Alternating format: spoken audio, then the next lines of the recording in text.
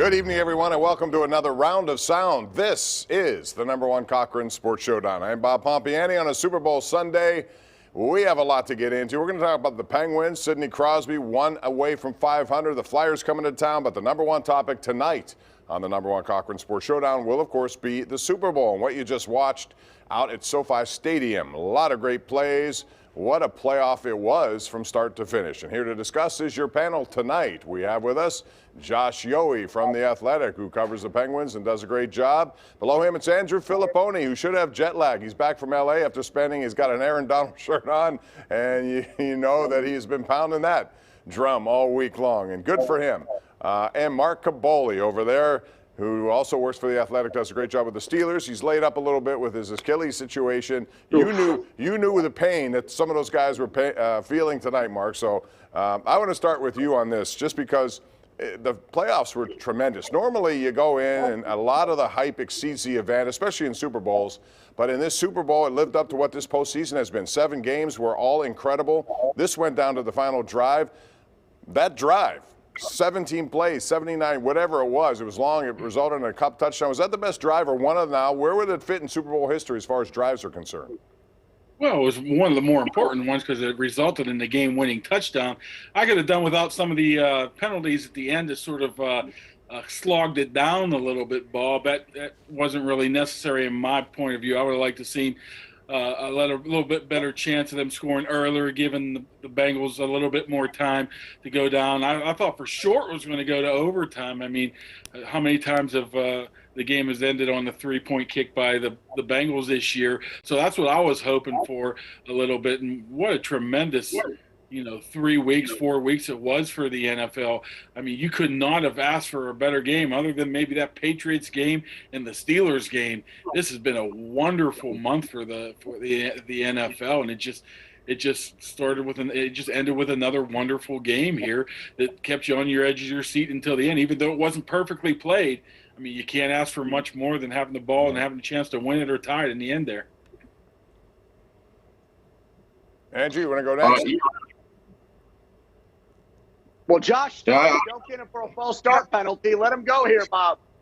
All right, well, somebody needs to jump in when somebody's done talking, or I'll have to jump in. I agree with Mark. And I will say this, guys. I appreciate that the NFL was not only great in the last few weeks, but also so versatile. The Bills and Chiefs gave us maybe the greatest shootout that we've seen in NFL history, or one of the best for sure. But this game, to me, was ultimately won by defense, and that's okay. I feel like for the past decade, really, offense has dominated football to the point that it almost got boring at times. But that wasn't the case in this game. Aaron Donald may not have won the MVP, but he should have. He was the best player on the field. And I thought what we saw during the last few weeks was just unbelievable theater, maybe the best postseason ever. I thought it was a really good Super Bowl. I don't know that it's a great one, but there have been a lot of great ones lately. They're hard to rank. I give the Rams a lot of credit for what they did, but we really didn't have a clue who was going to win that game until the final seconds, and I don't think you can ask for anything else. Yeah, I think Aaron Donald enters the Rushmore of greatest defensive players of all time. Top 4. I think he's the best player Pitts ever produced, as it turns out, after a performance like this. And I watched this game, Bob, and I couldn't help but thinking about the Steelers. The Rams went all in. They did everything they could to produce a champion this year. They traded Goff for Stafford because they wanted to go from good to great. And I just want to see the Steelers do that. You can talk all you want about winning Super Bowls. Let's back it up with actions. And the Rams did that. Well, they did. I mean, they traded, and they haven't had a #1 pick in like 8 years, and there's a lot of different ways to do business. But I will say this about the Rams too, Andrew, and Mark, back to you on this. If you're going to trade your #1 picks as frequently as they do, you better hit on 2nd, 3rd, 4th, 6th, and boy, have they. I mean, you look at a guy like Kupp, I think he was a 3rd-round pick. Higbee was a 2nd-round pick. You better make sure your scouting department hits on those guys, because you can't do it with all just trades. You still have to do both, and they've done it well. Mark? Yeah, I mean, it's just their philosophy, and it happened to work. to be honest with you. I don't know if that's the blueprint of all these teams are going to go all of a sudden do this right now, because there's a lot of flaws in the way of potentially doing that. I mean, you could look on the flip side, Andrew, and say the same thing about the Bengals. What did they do? They sort of tanked for the past 10 years to be able to get good picks. They were just happy. They were just lucky to be able to get Joe Burrow #1, to be honest with you, because it does not mean anything if you're a top 1 or 2 or 3 pick in the draft every year, and you're going to get a solid quarterback, a star quarterback. Like, I can name 10 off the top of my head. I mean, your buddy Jameis Winston, Mariota, Bortles, Tannehill, Locker, Baker, Darnold, these are all guys in the top 3 or 4 of the draft, and all turned out to be bums. So it's just the way they went about it. I'm sure that the narrative would be a little bit different if they would have lost this game, let me tell you that. But they didn't. This was a game of star power ultimately, right? And look at the Rams. Who are their best players? Cooper Kupp, Matthew Stafford, Aaron Donald. They won the game. I realize football is a team game, but those are the Rams guys, and they had to play and great. They also especially traded when for Odell Beckham Jalen goes Ramsey down. and Von Miller. No, I understand. Stars, Josh. I understand.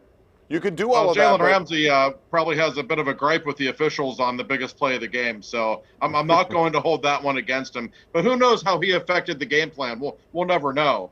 But he still was worth having. Well, let me ask you. Let me flip it, Andrew. Let me flip it to you on this. Mark said, and I'll just repeat it. What if they had lost? Would you have still said the same thing?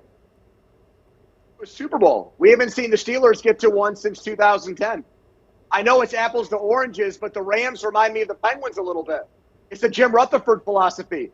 Let's do what we can to win. And let's not say it. Let's not have banal platitudes. Let's not have empty promises. Let's back it up. We don't have to worry about first-round picks 2 or 3 years from now. Let's win right this second. And they did it, and I love that. I think fortune favors the bold. Take big swings. No Mason Rudolph and Dwayne Haskins and let the best man win. Go for it. They did with Mika, and everybody loves that trade. But don't they have the star power that we talked about that the Rams have right now? Don't they have the Watts, the Minkas, the Haywards? I mean, you could talk about Najee. They got a pretty core group right now that maybe, you can add to it, but I don't really know if you're going to go and add a Jalen Ramsey, those type of players. I mean, I'd much rather do what the Steelers are doing right now. I know it hasn't worked out. I had Steelers people telling me that the Lions won the Stafford trade. I had people tell me that. Lions made out better. It's in golf. All right. So angry, we can't hear you. Well, it's hard on these Zoom internet things when that starts happening. But hey, listen, we got to take a break anyway. So when I come back, I'm going to talk about some of the decisions made in this game, because all of them were big. There were some plays that you may forget about, but they had a lot to do with the outcome of this game. One drop in particular that I could think of. We'll get into that and other stuff as we continue right here. This is a live edition of the #1 Cochran Sports Showdown following a Rams win over the Bengals. #1 Cochran Sports Showdown is brought to you by #1 Cochran. Go one better.